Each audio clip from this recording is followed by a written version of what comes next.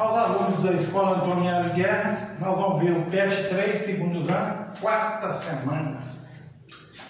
É um conteúdo diferenciado em relação ao que nós estávamos vendo na primeira, segunda e terceira etapa. Energia nas transformações químicas, é o tópico, analisar fenômenos naturais e processos tecnológicos, com base na relação entre a matéria e a energia, para propor ações individuais e coletivas que aperfeiçoam o processo produtivo, minimizam impactos socioambientais e melhorem as condições de vida em âmbito local, regional ou global. O conteúdo relacionado é radioatividade, radiação ionizante e não ionizante.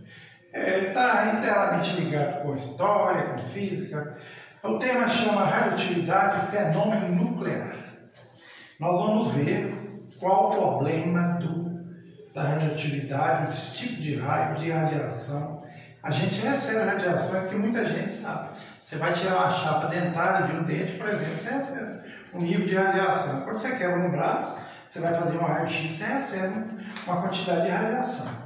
Cara estudante, nessa semana, você vai conhecer um pouco do contexto histórico da descoberta da radioatividade. Apesar do cientista Becquerel ter levado a maior prêmio da comunidade científica, há uma controvérsia interessante nessa história. Ainda, na semana, veremos sobre as radiações ionizantes e não ionizantes. Um contexto histórico, uma breve apresentação, quase todos os livros de dados associados à descoberta da radioatividade ao francês Henri Becquerel, que observou um fenômeno misterioso envolvendo um mineral. Porém, não foi bem assim. Becquerel focava seus esforços no estudo de fenômeno de fosforescência. Trabalhava com minerais irradiados pelos raios solares e a posterior emissão desses raios pelo mineral. O raio batia no mineral, e o mineral apresentava uma certa fosforescência. Certo dia, ele se deparou com um mistério, em que uma gaveta escura estava um mineral capaz de imprimir em uma placa a silhueta de uma chave presente na gaveta.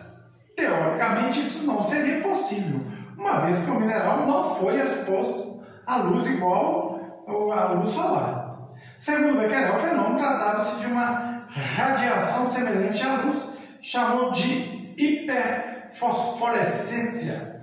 Uma cientista chamada Marie Sklodowska, devido a seu casamento com Pierre Curie, passou a ser chamada por todos de Marie Curie. Ela estudava minerais e substâncias similares ao urânio que emitem radiações e fez uma revisão do trabalho de Becquerel e negou que o fenômeno tratasse de fosforescência e passou a defender a ideia de radiação do mineral e era uma propriedade atômica do elemento. Algum átomo presente no mineral seria capaz de emitir tamanha radiação. Iniciou suas pesquisas mediante o poder da ionização dos raios de urânio e tório. Mais adiante, foi capaz de isolar o elemento responsável pela radiação e chamou de polônio, em homenagem a seu país, e o outro de rádio. Os estudos incompletos de Becquerel renderam o prêmio Nobel em 1903. Marie Curie, por sua vez, recebeu 2 prêmios Nobel. Foi a primeira pessoa a receber o prêmio 2 vezes. Um por demonstrar a existência da radioatividade natural, em 1903, e o outro em química, pela descoberta de 2 novos elementos químicos em 1910. Então, é por aí que apareceu o conhecimento da radioatividade. Só que a radioatividade você não vê, você não percebe e você não sente. E vem os efeitos dela, aí sim. Denomina-se radioatividade a atividade que certos elementos ou átomos, na química tem alguns, né, muitos, têm de emitir partículas e radiações eletromagnéticas de seus núcleos. A gente aprende no primeiro ano que um elemento químico qualquer no núcleo representa prótons e nêutrons, e na eletrosfera, ao redor do núcleo, os elétrons. Nós vamos recapitular daqui a pouco isso aí. Instáveis, de seus núcleos instáveis para adquirir estabilidade. Ondas ou radiações eletromagnéticas são formadas por um campo elétrico e um campo magnético perpendiculares entre si e a direção da propagação de radiação. É preciso entender que estamos falando de energia. Radiação quer dizer energia. Energia, as radiações, ou seja, energias podem ser ionizantes e não ionizantes. A energia ionizante é aquela que possui energia suficiente para ionizar um átomo, um elemento químico e uma molécula. Essa ionização pode danificar a célula dos corpos do corpo humano, causando doenças graves como câncer. As radiações não ionizantes não possuem essa característica, a energia suficiente para ionizar a matéria. Assim, não altera a estrutura molecular da matéria ou da célula dentro do organismo humano, mas podem causar aumento de temperatura e agitação das moléculas. Na imagem a seguir, separamos as radiações em não ionizantes e ionizantes. Aqui tem um demonstrativo, reação ionizante e não ionizante, nós vamos fazer um comentário sobre ela. Se analisarmos a imagem 7, percebemos que quanto menor o comprimento de onda, maior a frequência. Aqui tem comprimento de onda. Quanto menor o comprimento de onda, se analisarmos, percebemos que quanto menor o comprimento de onda, maior a frequência. E esse tipo de radiação é capaz de causar danos ao DNA. DNA chama ácido desoxirribonucleico, que é o responsável pela hereditariedade no corpo humano, uma vez que são capazes de romper as ligações químicas e alterar a célula. E aí vem os problemas que podem causar. A radiação visível, assim como ondas de micro-ondas e ondas de rádio, ficam numa região fora da radiação ionizante, ou seja, não é capaz de alterar e nem causar danos ao DNA. E para isso, antes de tudo, o comentário, nós vamos mexer com a radioatividade, radiação ionizante, radiação não ionizante. E lembrando, um elemento químico X qualquer, poderia ser o urânio, poderia ser o polônio aqui, ele vai ter um número embaixo e um número em cima. O número de baixo chama número atômico e o número de cima chama número de massa. Então todo elemento químico tem número atômico e número de massa. O número atômico é conhecido também como carga nuclear. O número atômico de qualquer elemento químico, ele não é um íon.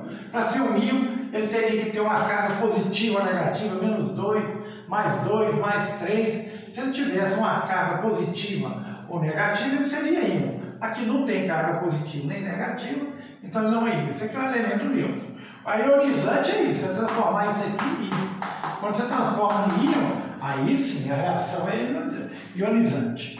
Então o número de prótons também vai ser igual ao número atômico, e o número de prótons também vai ser igual ao número de elétrons, e o número atômico também vai ser igual a elétrons. Todos são iguais. Se você tiver o Z, o P vai ser o mesmo valor. Se tiver o Z, o E vai ser o mesmo valor. Se tiver o P e o Z é o mesmo valor, o Z também é o mesmo valor. Então, através disso aqui, a radiação ionizante. A ionização do átomo neutro em um íon. Transforma um íon, positivo ou negativo. Quais são os tipos de radiação ionizante? Raio-X. Todo mundo conhece raio-X. Quebrou o braço. Tem que fazer um raio-X para lá. Radiação gama, radiação beta. É o que nós vamos ver ainda. Também são reações ionizantes. Ionizante transforma a célula, ioniza os átomos que tem dentro do organismo humano, modifica, e aí vem os problemas. Vem as doenças que podem ser causadas. A radiação tem um aparelhozinho que detecta a radiação e tem um símbolozinho de radiação que depois nós vamos ver. Radiação não ionizante. O átomo não se ioniza. Ondas de rádio e micro-ondas não fazem mal. Essas aqui fazem mal. E com isso, nessa semana 4, nós vamos partir para um comentário das atividades relativas a isso aí.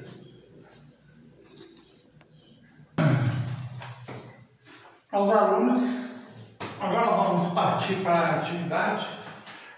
O interessante dessa aprendizagem é que você vendo a resolução, muitas vezes você vai absorver muitos conhecimentos. Então é preferível uma absorção de conhecimento, refazer os exercícios, que aí você absorve mais ainda. Porque deixar o aluno só fazer, sem ele primeiro ter um aprendizado, ele não vai fazer, não. Então, é por isso que eu acho interessantíssimo, principalmente nessa parte dessa pandemia que nós estamos tendo, a gente conversar sobre as atividades, comentar, resolver, para fomentar a aprendizagem. O exercício número 1, lembra lá do primeiro ano, hein? Quais as semelhanças e diferenças entre os isótopos? Ah, o que são isótopos? Isótopos são átomos que apresentam mesmo número de prótons ou mesmo número atômico. O número atômico de A e B são iguais. Ah, então o césio, o número atômico desse aqui é 55 e o desse é 55. Ah, esses dois são isótopos. Um é o elemento estável, o outro chamam de radioativo, radioativo. Agora os números de massa em cima. Isótopos são átomos que têm o mesmo número atômico e números de massas diferentes. Ah, o número de massa desse aqui é 133, aqui é 137. O número atômico desse aqui é 55, o número atômico... Então esses dois são isótopos. A gente aprende no primeiro ano. Isótopos são átomos que apresentam o mesmo número atômico, o mesmo número de massa.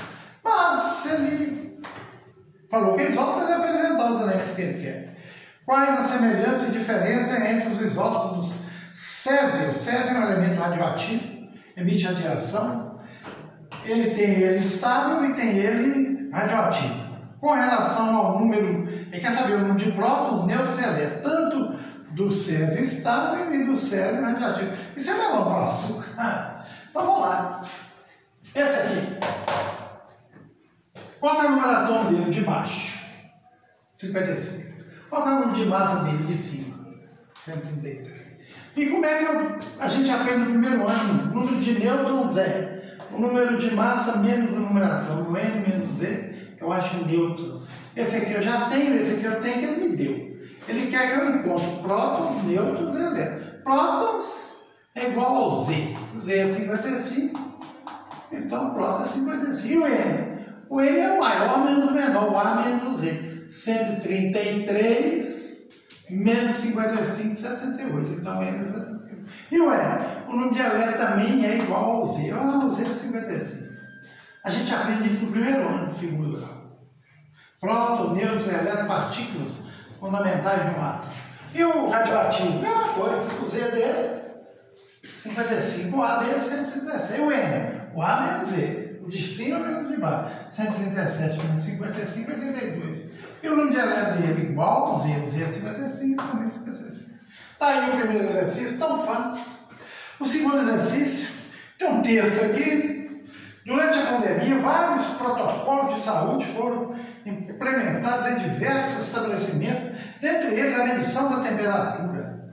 A maioria desses estabelecimentos optaram por usar termômetros digitais, medindo a temperatura pela testa das pessoas. Em 2020, uma notícia circulou nas redes sociais informando que a radiação infravermelha emitida pelo termômetro era capaz de alterar as células do cérebro. A notícia teve tamanha repercussão que hoje, em 2021, a grande maioria dos estabelecimentos medem a temperatura pelo braço e não mais pela testa. Isso era uma notícia falsa, fake news.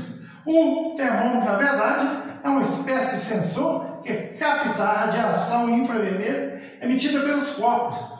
Com base nisso, e na tabela de radiação ionizante e não ionizante, explica quimicamente o erro científico da fake news. Ué, ionizante ioniza. Já que na testa não vai ionizar, infravermelho não vai ionizar de jeito nenhum. Ele é não ionizante. Infravermelho é não ionizante. Então ele não vai de jeito nenhum. O ionizante altera a célula, forma íon, causa câncer e outros problemas gravíssimos. Não ionizante não, infravermelho é não ionizante. Então a radiação ionizante altera a célula, retira elétrons do organismo e causa câncer, forma íons. A radiação não ionizante infravermelho, o ultra em ultravioleta. Também o infravermelho é não ionizante. Então tá aí a questão número 2, que a diferença é essa. Aí está falando dos raios-x. Raios-x são. Raio-x eu mostrei lá que ele é ionizante. Então, são ondas, letra B, são ondas magnéticas não ionizantes. Errado. Letra D, são ondas magnéticas não ionizantes. Errado. Letra E, são ondas magnéticas não ionizantes. Essas três estavam erradas. Sobrou ondas eletromagnéticas ionizantes na letra A e ondas eletroionizantes, que é a letra B. Uma com menor e outra com menor. Só que tem um detalhe: as ondas eletromagnéticas ionizantes com menor comprimento de onda do que os raios ultravioleta.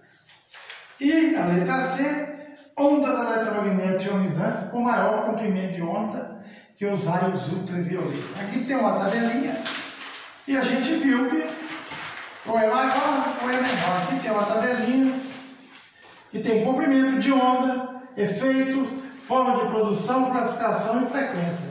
E as ondas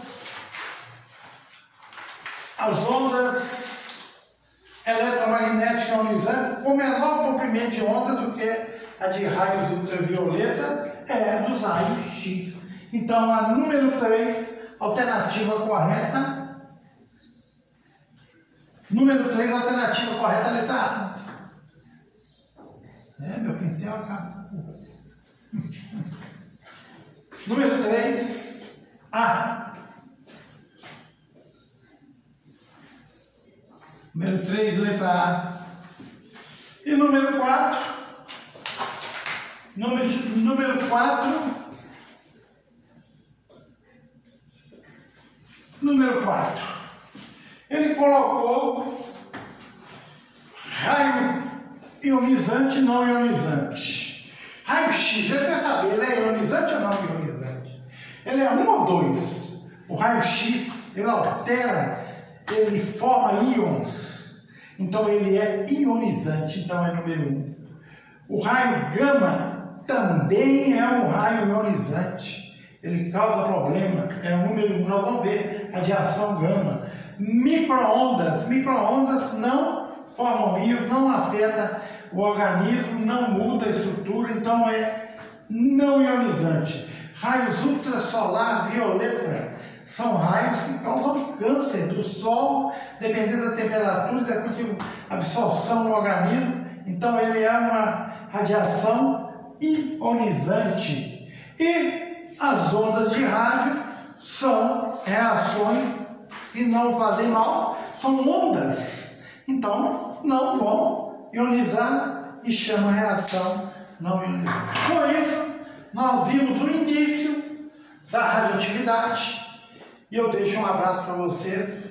Refaça os exercícios, tire foto, põe suas respostas no caderno, tire foto e manda para o Classe1. E eu ainda vou apresentar a quinta e a sexta semana, provavelmente brevemente. Um abraço para vocês todos, se cuidem. A aprendizagem é o ponto para que todas as pessoas se tornem cada vez melhores. A gente aprendendo, a gente aprende a conviver, a gente aprende a aceitar, a dialogar, e a educação é o único ponto que faz com que o ser humano olhe mais para o outro. Então, cuide de você, mas olhe para trás.